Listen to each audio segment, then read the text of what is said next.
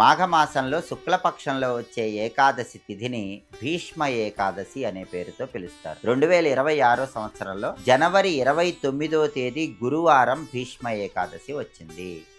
భీష్మ ఏకాదశికి ఉన్న ప్రాధాన్యత ఏంటంటే, మాఘమాసంలో శుక్లపక్షంలో అష్టమి తిథి రోజు మహాభారత యుద్ధంలో భీష్ముడు శరీరాన్ని విడిచిపెట్టాడు. మాఘమాసంలో శుక్లపక్షంలో అష్టమి రోజు భీష్ముడు శరీరాన్ని విడిచిపెడితే దాన్ని భీష్మాష్టమి అనే పేరుతో పిలిచారు. కానీ అష్టమి రోజు శరీరాన్ని విడిచిపెట్టిన భీష్ముడి కోసం స్వయంగా శ్రీకృష్ణ పరమాత్మ ఒక